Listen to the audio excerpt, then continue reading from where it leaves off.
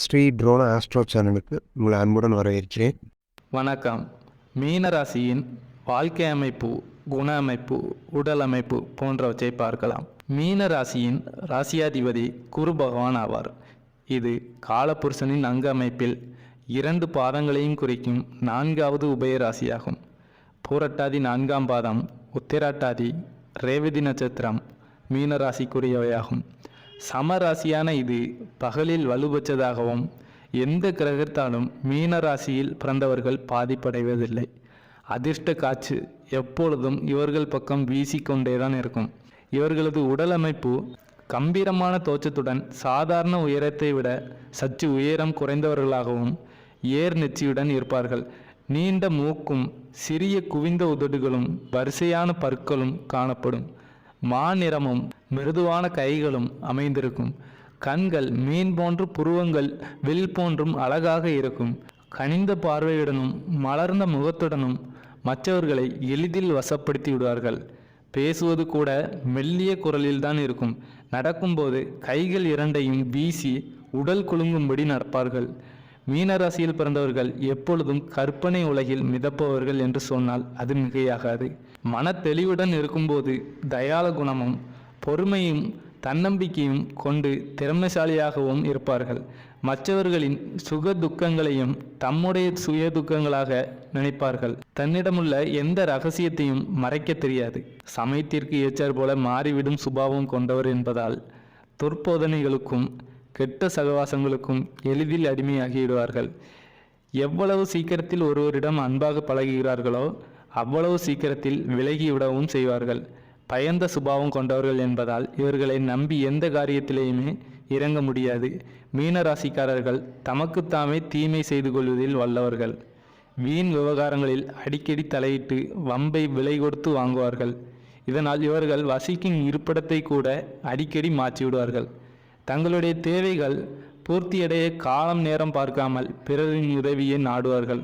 இவர்கள் பேச்சாற்றல் மிக்கவர்கள் என்பதால் இவர்களிடம் பேசும்போது வார்த்தைகளை அளந்து பேச வேண்டும். சின்ன சின்ன விஷயங்களில் கூட குற்றம் குறை கண்டுபிடிப்பதில் வல்லவர்கள். சமயம் பார்த்து காலை வாரிவிடுவார்கள். மீன ராசியில் பிறந்தவர்கள் சுக வாழ்க்கையே விரும்புவார்கள். இவர்களின் விருப்பத்திற்கு ஏற்றவாறே மன வாழ்க்கையும் அமையும். திருமணம் நடைபெற சற்று தாமதமாகும். ஒரு சிலருக்கு 2வது திருமணமும் நடைபெறக்கூடிய வாய்ப்புகள் அமையும். வாழ்க்கை துணையின் உற்றார் உறவினர்களால் தேவையற்ற மன சஞ்சலங்களும் ஏற்பட்டாலும் சொத்துக்கள் வந்து சேரும். கணவன் மனைவிக்குள் அந்யோன்யம் இருக்காது. வாழ்க்கையில் கருத்து வேறுபாடுகள் அதிகரித்து அமைதியும் குறையும். இவர்களுக்கு தெய்வ பக்தியும் பெரியவர்களிடம் மரியாதையும் பழகும் குணமும் இருப்பதால் ஆன்மீக தெய்வீக காரியங்களில் தம்மை ஈடுபடுத்தி கொள்வார்கள். மீனராசியின் பொருளாதார நிலை. மீனராசியில் பிறந்தவர்கள் பெரும்பாலும் குடும்பத்தில் மூத்தவர்களாகவே இருப்பார்கள். சிறுவயதிலிருந்தே குடும்ப பொறுப்புகளை ஏற்க வேண்டிய கட்டாயம் ஏற்பட்டாலும் பணவரவில் தட்டுப்பாடு இருக்காது. பணவரவுகள் இருந்து கொண்டேதான் இருக்கும்.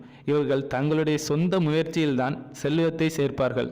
தான் உழைத்து சம்பாதித்த பணத்தில்தான் பூமி, வீடு, மனை, வண்டி, வாகனங்களை அமைத்து கொள்வார்கள். புகழ்ச்சிக்கு இவர்கள் அடிபணிவதால் இவரை புகழ்ந்தால் போதும் மற்றவர்களுக்கு அள்ளி கொடுத்து விடுவார்கள். எத்தகைய துன்பங்கள் கஷ்டங்கள் ஏற்பட்டாலும் தம் வாழ்வில் வசதிகளை மட்டும் குறைத்து கொள்ளாமல் சுகபோக வாழ்க்கை வாழ்வார்கள். விலையுயர்ந்த ஆடை அணிகலன்களையே விரும்பி அணிவார்கள். நடனம், நாடகம், லாட்டரி, ரேஸ் மூலம் லாபம் கிட்டும். இன்பத்தையும் துன்பத்தையும் ஒன்றாகவே எடுத்துக்கொள்ளும் தன்மை கொண்டவர்கள். என்றாலும் கடன்களாலும் அடிக்கடி தொல்லைகள் எதிர்கொள்வார்கள். மீனராசியில் பிறந்த அனைவருக்கு புத்திர பாக்கியம் இருப்பதில்லை என்றுதான் கூற வேண்டும்.